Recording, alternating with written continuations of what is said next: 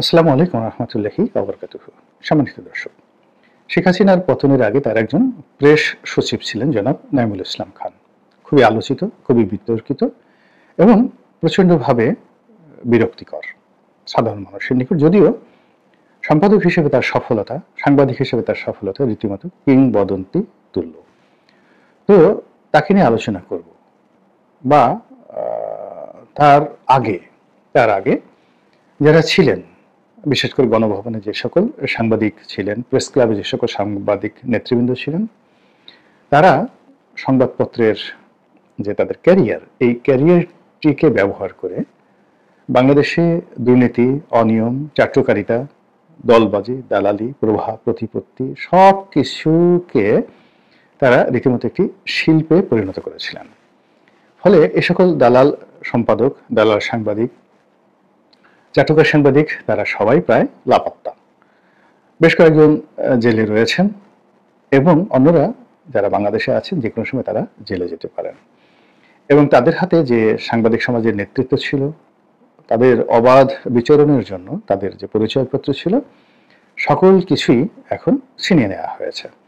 তো এই অবস্থাতে যে ঘটনাগুলো ঘটেছে সেটা হলো যে ডক্টর মোহাম্মদ ইউনূস একটা বিপ্লবের ফলে ক্ষমতায় আসলেন। এসে সবাই আশা করেছিল যে সংবাদপত্র জগৎ দালাল মুক্ত হবে এবং যেভাবে আমরা নির্ভয়ে নিশ্চিন্তে মানে কথা বলতে চাই, লিখতে চাই, ওই জিনিসটির একটি চরম পরাকাষ্ঠা এই সময়টাতে হবে। কিন্তু বাস্তবতা হলো যে শেখ হাসিনার জমানাতে, এরশাদের জমানাতে, এমনকি আগের সামরিক শাসন যখন চলেছে সেই সময়টিতেও আমাদের সংবাদপত্র যে স্বাধীনতা ভোগ করতেন, এটি এখন বলতে গেলে পুরোটা রিভার্স হয়ে গেছে। দৈনিক বাংলা সরকারি পত্রিকা ছিল, বাংলাদেশ টাইমস সরকারি পত্রিকা ছিল, তারপরে বিচিত্রা যাকে বলা হয় সরকারি পত্রিকা ছিল, একটা ট্রাস্টের মাধ্যমে পত্রিকাগুলো পরিচালিত হতো। অন্যান্য পত্রিকার কথা বাদ, এখন নির্মল সেন চাকরি করতেন দৈনিক বাংলাতে, আহমেদ হুমায়ুন সাহেব ছিলেন সেটার সম্পাদক। আর সাপ্তাহিক বিচিত্রা বাংলাদেশের সবচেয়ে প্রভাবশালী, অর্থাৎ এটিকে বলা হতো যে বাংলাদেশের টাইম ম্যাগাজিন কিংবা বাংলাদেশের নিউজ উইক।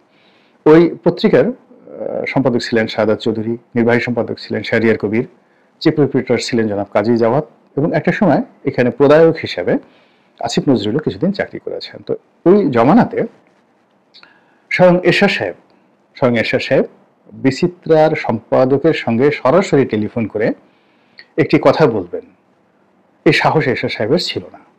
বা শাহাদাত চৌধুরীকে পরামর্শ দিবেন এরকম দুঃসাহস তথ্য সচিব বা তথ্য মন্ত্রীর ছিল না।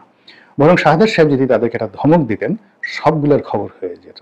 একইভাবে নির্মল সেন দৈনিক বাংলাতে চাকরি করে তিনি সিবিএ করতেন, রাজনীতি করতেন, তারপরে সাংবাদিক রাজনীতি করতেন, সরকারের বিরুদ্ধে কলাম লিখতেন। সে অনেকেতে সেই কলাম, অসাধারণ সেই কলাম আমরা এই যুগে কল্পনা করতে পারি না। তো এগুলো এখন রীতিমতো দুর্গন্ধে পরিণত হয়েছে এবং সেই দুর্গন্ধটি শেখ হাসিনার জমানাতে ছিল বিরক্তিকর, আর এখন এই জমানাতে এটি বিরক্তিকর না, এটি রীতিমতো রাক্ষসে একটি অবস্থা ধারণ করেছে। এখন মিডিয়ার উপর যারা খবরদারি করছে, এরা রীতিমতো একটা মব তৈরি করে ফেলেছে। এখন এই মবের সঙ্গে কি সরকারের সমর্থন আছে, সংযোগ আছে? আর না থাকলে সরকার কেন এর বিরুদ্ধে ব্যবস্থা নিতে পারছে না? প্রথম আলো অফিসে যে ঘটনাগুলো ঘটেছে, তারপরে বসুন্ধরার যে মিডিয়া গ্রুপ, সেই মিডিয়া গ্রুপের অফিসে যে তাণ্ডব চলেছে, যেভাবে তাদের গাড়ি ঘোড়া ভাঙচুর করা হয়েছে, তারপর অন্যান্য সকল মিডিয়াতে, এমনকি যাকে বলা হয় সেই যুগান্তর, তারপরে যমুনা টেলিভিশন, সেখানেও কিন্তু মানে মবের আতঙ্কে রীতিমতো তাণ্ডব চলেছে। এটিএন নিউজ, এটিএন বাংলা, সময় টেলিভিশন, ৭১ টেলিভিশন, এগুলো বন্ধ করে না দিয়ে এখানে প্রথমত মব সৃষ্টি করা হয়েছে, এরপর এখানে ডাকাতি করা হয়েছে, দিনে দুপুরে সমস্ত মালামাল নিয়ে যাওয়া হয়েছে। তারপর সেখানে বলতে গেলে ঘেটুপুত্রদের সেখানে রাজত্ব, রাম রাজত্ব সেখানে তৈরি হয়েছে। এখন এই জায়গাগুলো যখন চললো, এরপরে অনেকে সতর্ক হয়ে নিজেদের মতো একটা সেলফ সেন্সরশিপ তারা তৈরি করে ফেলেছে।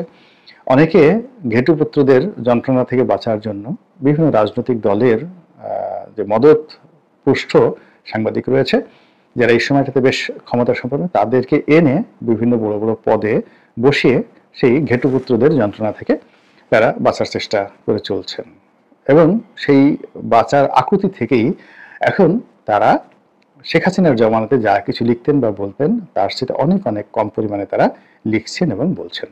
তো যেটা বলছিলাম যে এখন যে পরিবেশ এবং পরিস্থিতি তৈরি হয়েছে, সেই পরিবেশ এবং পরিস্থিতিতে আমরা বুঝতে পারছি না যে শেখ হাসিনার জমানাতে যারা দালালি করতেন তাদেরকে দেখে যে আমাদের বিরক্তি হতো, তাদের তুলনায় এখন ওই জায়গাগুলো যারা দখল করে আছেন তারা ভালো না আগের মানুষগুলো ভালো।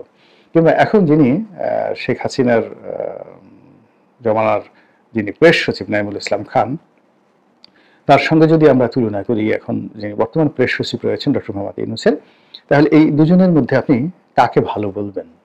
আচার আচরণ যোগ্যতার দিক থেকে নাইমুল ইসলাম খানের একটি যাকে বলা হয় আঙ্গুলের সমান যোগ্যতা এই ভদ্রলোকের আছে, এটা আমার কাছে মনে হচ্ছে না। কিন্তু তিনি ভালো মানুষ, এপিতে চাকরি করেছেন, এটা সবই ঠিক আছে। কিন্তু যোগ্যতা, নাইমুল ইসলাম খানের যে যোগ্যতা, সেই যোগ্যতা তার লেখনীতে আছে, সেই যোগ্যতা তার সাংগঠনিক দিক থেকে আছে। এবং বাংলাদেশে তিনটি যুগান্তকারী পত্রিকা তার হাতের সৃষ্টি, যেগুলো বাংলাদেশের পত্রিকার জগতের সকল ইতিহাসকে তছনছ করে দিয়েছে এবং একটা নতুন ইতিহাস তৈরি করেছে। সেই আজকের কাগজ, ভোরের কাগজ এবং আমাদের সময়। এবং আজকের যে প্রথম আলো, সেই প্রথম আলো বেসিক্যালি নাইমুল ইসলাম খানের বাই প্রোডাক্ট। এবং তার হাতে যে সকল সাংবাদিক তৈরি হয়েছেন, তার বন্ধুরা, তার শুভানুধ্যায়ীরা, তারাই কিন্তু এখন সংবাদপত্র জগতের স্টার, সুপারস্টার। এদের মধ্যে অনেকে দালাল হয়ে গেছেন। এখন নাইমুল ইসলাম খানকে যদি আপনি দালাল বলেন, তাহলে তার দালালের একটা আর্ট ছিল, সেই দালালির একটা রিদম ছিল, একটা উচ্চাঙ্গ সঙ্গীত ছিল সেই দালালির।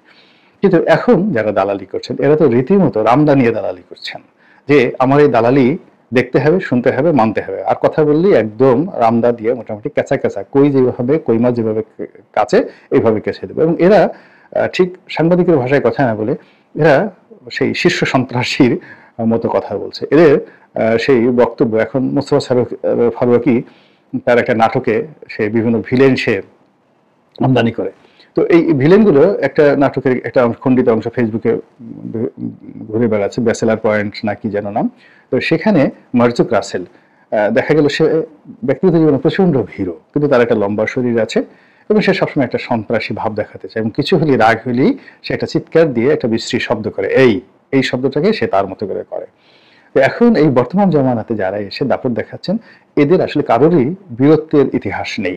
এবং আমার বিশ্বাস যে নাইমুল ইসলাম খান সাহেবরা যেভাবে গা ঢাকা দিতে পেরেছেন, এরা এই গা ঢাকা দেওয়ার জন্য যে বুদ্ধি এবং কৌশল দরকার, এই কৌশলটুকু এদের জানা আছে বলে আমার কাছে মনে হচ্ছে না। দ্বিতীয়ত মুন্নি শাহ বলেন, নাইমুল ইসলাম খান বলেন, ফারজানা রূপা বলেন, মুজাম্মেল বাবু বলেন, যারা ধরা পড়েছেন কিংবা যারা ধরা পড়েনি, তারা কিন্তু তাদের জীবনের যে অর্থনৈতিক যে বিষয়গুলো রয়েছে সেটা চমৎকারভাবে তারা একটা বিন্যাস করেছেন। তাদের আর যা হোক না কেন অর্থনৈতিক সংকট নেই। জেলখানাতে থাকলেও তারা রাজার হালে থাকতে পারবেন, আর জেলের বাইরে তো রাজার হালে তাদের আছেই। তো এখন যারা এই ওদের রূপান্তর ঘটেছেন, ফারজানা রূপান্তর যারা ঘটাতে চাচ্ছেন, কিংবা যারা মুজাম্মেল বাবু হওয়ার চেষ্টা করছেন, কিংবা যারা নাইমুল ইসলাম খান হওয়ার চেষ্টা করছেন, কিন্তু নাইমুল ইসলাম খানের যে কৌশলটা ছিল, তিনি বুদ্ধিমত্তা দিয়ে, কথা দিয়ে সব কিছুই সরকারের পক্ষে তিনি রাখার চেষ্টা করতেন। এবং সারা দুনিয়া যদি খারাপ বলে, সেই খারাপ জিনিসটিকে তিনি আকার ইঙ্গিতে সুন্দর করে সেটা যে ভালো, তিনি বোঝানোর জন্য যত তথ্যপত্র ডাটা সেটা তিনি উপস্থাপন করতেন। তার পক্ষে যারা লোকজন ছিল সবাই খুশি হতো, প্রতিপক্ষে যারা লোকজন ছিলেন তারা বিরক্ত হতেন, কিন্তু ক্রোধান্বিত হতে পারতেন না, রাগান্বিত হতে পারতেন না। এগুলো যুক্তিযুক্ত ছিল। একইভাবে মোহাম্মদ এ আরাফাত তিনিও তাকে নিয়ে আপনার যতই খারাপ চিন্তা থাকুক বা অপছন্দের মানুষ হোক, কিন্তু দলের প্রতি তার যে ডেডিকেশন, তার যে কর্মের প্রতি তার যে ডেডিকেশন, এবং তিনি যেভাবে প্রায় সব কিছুর মধ্যে একটা ইতিবাচক বিষয় খুঁজে পেতেন, কিংবা সুভাষ সিংহ রায় সবকিছুর মধ্যেই তিনি রবীন্দ্রনাথকে এনে, শিল্পকে এনে, সাহিত্যকে এনে তিনি যেভাবে কথা বলতেন, সেখানে ভায়োলেন্স ছিল না, তাদের রামতাও ছিল না, চাকু ছিল না, পিস্তল ছিল না, এবং তাদেরকে আমি কখনোই প্রতিপক্ষের সঙ্গে থ্রেট দেওয়া এরকম পরিবেশ পরিস্থিতিতে তারা পড়েছেন এরকম মনে হতো না। বরং একান্ত ঘরোয়া আড্ডাতে তারা ছিলেন নিতান্ত উদার, এবং যার সঙ্গে একেবারে তাদের যাকে বলা হয় দাকুমার সম্পর্ক হওয়া উচিত, তাদের সঙ্গে যদি কোনো সামাজিক অনুষ্ঠানে দেখা হতো, তারা হাসি মুখে কথা বলতেন এবং এমনভাবে কথাবার্তা বলতেন যেটা মনে হতো যে কোনো ঘটনাই ঘটেনি। যেমন একটা ঘরোয়া আড্ডাতে আমার যখন আসলে আমি তখন অত কিছু বুঝতাম না, 2011-12-তে ঢাকা ক্লাবের একটা অনুষ্ঠানে আমরা সবাই ছিলাম, সেখানে মোজাম্মেল বাবু সাহেবও ছিলেন। তো মোজাম্মেল বাবু সাহেব সেখানে ছিলেন, তো আমি সেই যে অনুষ্ঠানের বিষয়াদি নিয়ে বাংলাদেশ প্রতিদিনে একটা লেখা লিখেছিলাম, আকার ইঙ্গিতে একটা লেখা লিখেছিলাম। সেখানে মোজাম্মেল বাবু সাহেবকে অনেকটা স্যাটায়ার করে কোবরা বাবু, মানে গোকরা সাপের নাম যে কোবরা, সেই কোবরা বাবু উল্লেখ করে একটা রম্য রচনা লিখেছিলাম। তো এই ঘটনার পরে যখন তার সঙ্গে আমার দেখা হলো, তো তিনি হাসি মুখে আমাকে বরণ করে নিলেন এবং তিনি সুন্দরভাবে বললেন যে, রনি, যেহেতু তিনি ছাত্রলীগ করতেন, বয়স আমার বড়, এই জন্য আমাকে তুমি তুমি করে বলতেন যে, রনি, তোমাকে একটা কথা বলি, একান্ত ঘরোয়া পরিবেশে বিষয়গুলো আসলে এভাবে পাবলিকলি লিখতে হয় না, বলতে হয় না। তো আমার শিক্ষার জন্য এর চাইতে আর বড় শিক্ষা হতে পারে না। তিনি খুব চমৎকারভাবে আমাকে সেই কথাগুলো বলেছিলেন। একইভাবে নাইমুল ইসলাম খান, আমি তার পত্রিকায় তার সঙ্গে একসঙ্গে আমরা সহকর্মী ছিলাম, তিনি সম্পাদক ছিলেন, আমি একটা পৃষ্ঠার সম্পাদক ছিলাম। আমরা সবাই সেই কাজী শাহেদ আহমেদের অধীনে চাকরি করতাম। তো সেই অর্থে তিনি আমার ইমিডিয়েট বস। তো তারপরেও তার সঙ্গে আমার টকশো হতো, কথাবার্তা হতো। তিনি ভদ্রতার সীমা কখনো অতিক্রম করেননি, সবসময় আপনি আপনি করে কথা বলতেন, কখনো বলতেন রনি তুমি, ইত্যাদি ইত্যাদি, আপনি আপনি করে কথা বলতেন। এবং একটা টকশোতে আমি যখন তাকে ব্যক্তিগত আক্রমণ করে ছোট্ট একটা কথা বলেছি, তিনি বললেন যে, দেখুন আসলে এটা ঠিক না, এর কারণ হলো ব্যক্তিগতভাবে যদি আপনাকে আমি বলতে চাই, আমি এই মুহূর্তে আপনাকে 10টা কথা বলতে পারি, কিন্তু আমি কথাগুলো বলবো না। তো সে যাকে বলা হয় ভদ্রতা, এটা একটা দক্ষতা, কথা বলার একটা দক্ষতা, সেই দক্ষতাটা তাদের ছিল, তারা দালালি করলেও তাদের সেই দক্ষতাটা ছিল, প্রতিপক্ষের সঙ্গে ছিল, এবং দালালিটাও করতেন, সেটাও কিন্তু একটা শিল্পের পর্যায়ে নিতেন। এবং এখনো পর্যন্ত আপনি খুঁজে পাবেন না, কাউরেই খুঁজে পাবেন না যে তারা দালালি করেছেন। প্রধানমন্ত্রী শেখ হাসিনা, সাবেক প্রধানমন্ত্রী, তার সঙ্গে সম্পর্ক ছিল, কিন্তু আসলে দুর্নীতিটা যে কোথা থেকে করেছেন এটা খুঁজে পাবেন না। দে আর ভেরি ভেরি ম্যাটিকুলাসলি। কিন্তু তাদের জায়গাগুলোতে এখন যারা এসেছেন, তারা হয়তো এই গত 6 মাসের মধ্যেই অনেকে রীতিমতো একটা রাক্ষসী অবস্থায় পৌঁছে গেছেন। অনেকের চোখের দিকে তাকালে ভয় লাগে, চোখ দুটো গোল গোল হয়ে থাকে, মনে হয় রক্ত জবার মতো হয়ে আছে, এখনই আমার গলা টিপে ধরবেন। তারপর তারা যেভাবে কথাবার্তা বলেন, আঙ্গুল উঁচিয়ে কথাবার্তা বলেন, একেবারে মনে হচ্ছে এরা যেন সবাই আইয়ুব খানের আব্বা, ইয়াহিয়া খানের দাদা, অথবা এডলফ হিটলারের বড় ভাই, এরকম একটা তাদের মধ্যে অবস্থা রয়েছে। এবং কিছু হলেই মব সৃষ্টি করে দেবেন, ধরে নিয়ে আসবেন, বাড়ি আক্রমণ করবেন, বা এরকম একটা থ্রেট তারা কখনো দেন না। বাট যাদের সঙ্গে কথাবার্তা বলেন, তাদের বডি ল্যাঙ্গুয়েজে মনে হয় যে সাবধান হয়ে যাও, এই সাবধান হয়ে যাও, নসিদ কিন্তু খবর আছে। তো এই যে একটা সেট আপ, এই যে একটা বিবর্তন হলো, আমরা যদি এখন বলি যে যেই লাউ সেই কদু, সেই লাউ সেই কদু কথাটাও এখানে প্রযোজ্য নয়। মনে হচ্ছে যে লাউ গেছে, বিনিময়ে আমরা কুমড়া পেয়েছি, এবং যেন তেন কুমড়া না, পচা কুমড়া। এবং আপনারা জানেন যে কুমড়ো যদি পচে যায়, ভিতরে পচে যায়, প্রকৃতিতে অন্য কোনো সবজির এত দুর্গন্ধ নেই কুমড়া পচার দুর্গন্ধের মতো।